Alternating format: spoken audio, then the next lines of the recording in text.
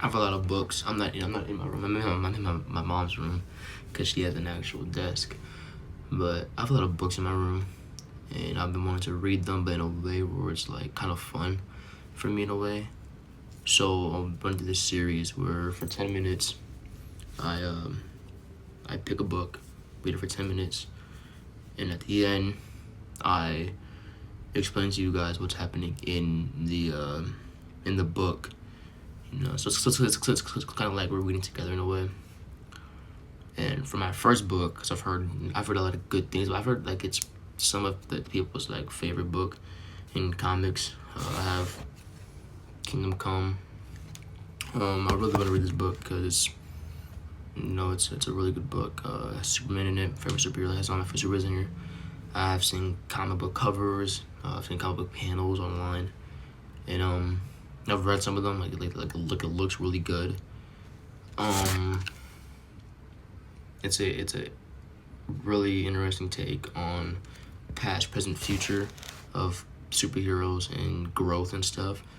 So yeah, this gonna be a new series starting today. I'm gonna read this book for 10 minutes until we finish it. 10 minutes every day until we finish it. It's not really a big book, not really, but I want to this looks fun. So let's get to it.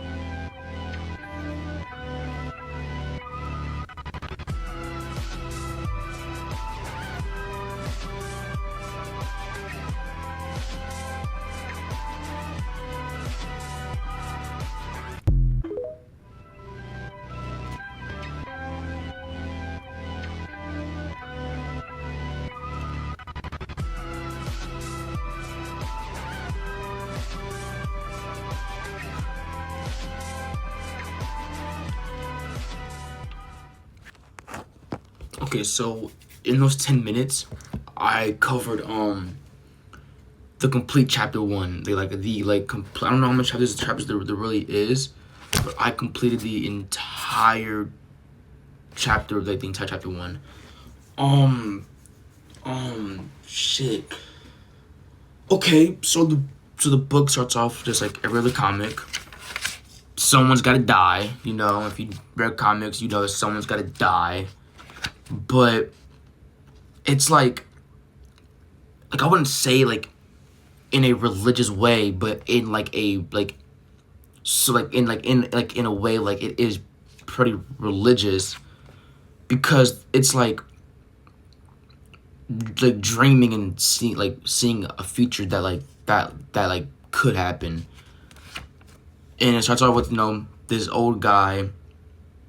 He's like he's about to die, but he's telling his friend, or I don't know, who's a doctor, I think, or a pastor. I don't know who this guy is. I don't know if they said it, but like prophecies, the future. What's it called? Armageddon. That right there. And then the guy dies. And then he's speaking about how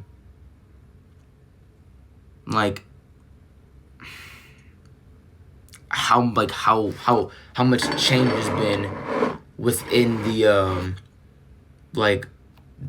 heroes. Like he's speaking on that, and how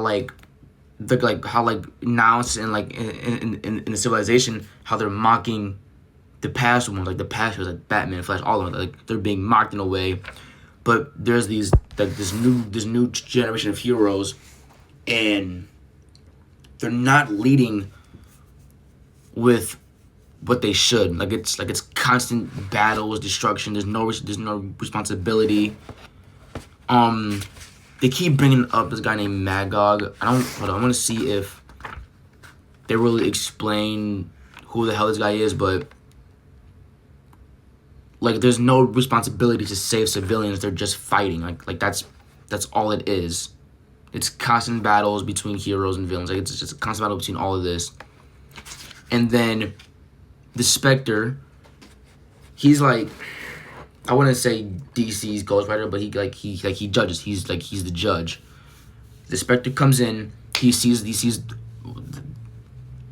I guess our main character right now, and he's taking him to Clark Kent, Superman, and showing him who he is, what he's doing. They have soft launched why he went.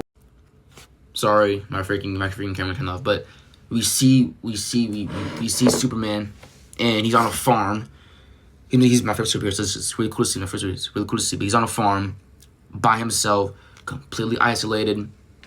And then Wonder Woman comes in, and she's talking to him about how they need to regime back against Magog, who is like the leader of the new heroes. Superman, he's saying no, he doesn't want to do it, but then we see that the whole. All right, back again. Camera turned off again. Power got low, whatever. But we see that Superman's living in a fake reality where he's not even on a farm. Like he's dead. Like he's not even on a farm. He's in his fortress of solitude, and Wonder Woman's kind of telling him you made a purpose for yourself. You made a purpose for other heroes too. Truth and justice. That was his whole morality, truth and justice. And then she tells him to go and see the world. And then he's seeing all the casualties, all the incidents, everything bad that's going on between heroes and heroes fighting. I think villains too. I think it's just heroes and heroes fighting. Honestly, I didn't really pay much attention to the beginning because it was a whole bunch of yab. I won't even lie to you. But Superman turns her down. He says no. Like there's nothing that I can do. So the guy who's being talked to by the Spectre, he's kind of freaking out. He's saying you just showed me nothing. You are an angel whose message should be hope, and you give me nothing, absolutely nothing. Due to him showing, because the guy had asked, we're gonna call the old guy, we're gonna call him Arnold. Arnold asked about, okay, what about the other heroes? So we see Flash, who is constantly running. He doesn't stop. He's just a guardian for a city. That's really it. We see Hawkman, who's a guardian of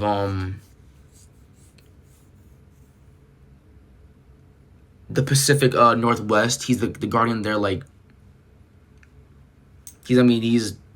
He's like nothing. They didn't really say much about him. Green Lantern. He's staying in space, waiting for anything to happen. That's he's been waiting on his own throne. And then we see, I think this is Aquaman, if I'm correct. Yeah, we see in Atlantis, but they don't really mention Aquaman though at all. They show us these new heroes. I'm seeing Brainiacs, Kryptonians. I'm seeing a whole bunch of things. I don't really know what the hell this is. And then he asks about Batman. He's not even Batman no more. He's just Bruce Wayne, and he has robots and drones protecting the city whenever there's crime. It was a cool ass scene. Reminds me of Batman Brave and the Bold. If you ever watched the episode with him, Superman and Wonder Woman at the end. And then that's the whole time about okay, again, pretty much the whole conversation is about, okay, you just showed me nothing. There's no hope. You are supposed to be the messenger of hope. You are an angel. And then we see another battle, and casualties, people getting hurt, And then Arnold, old guy, he's saying that we need help. It's brutal. People are falling off bridges, cars are falling off bridges, people are getting hurt, all this type of stuff. And then a blue wind, not even wind, like, you know, a blur of motion comes in. He saves a boat. He saves a car, like off a bridge, everything. Like, he's saving everyone he can. And then at that last page, not the last page, but like at the big page, it's Superman. He stopped everyone. He's back. He stopped everyone. Everyone sees him. Everyone's happy to see him. But I guess that the threat of Armageddon, however you say Armageddon, it hasn't, like, it's not ended. It actually just begun because of Superman's presence here. And that's all we got for chapter 1.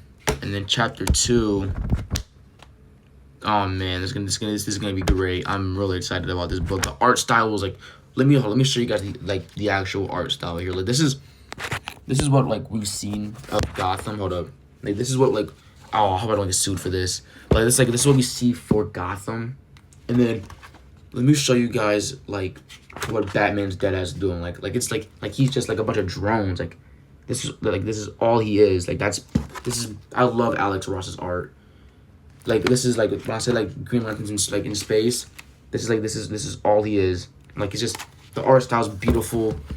I'm excited to see this. This is probably one of my favorite Superman designs. The Flash is just a fucking red naked guy, so there's not really much cool about him. But like, this is a pretty exciting book. And yeah, we're gonna read it tomorrow for 10 minutes, probably before my grad party, or probably afterwards. I'm not gonna lie, probably afterwards. But yeah, that's pretty much it. See you guys tomorrow for part 2.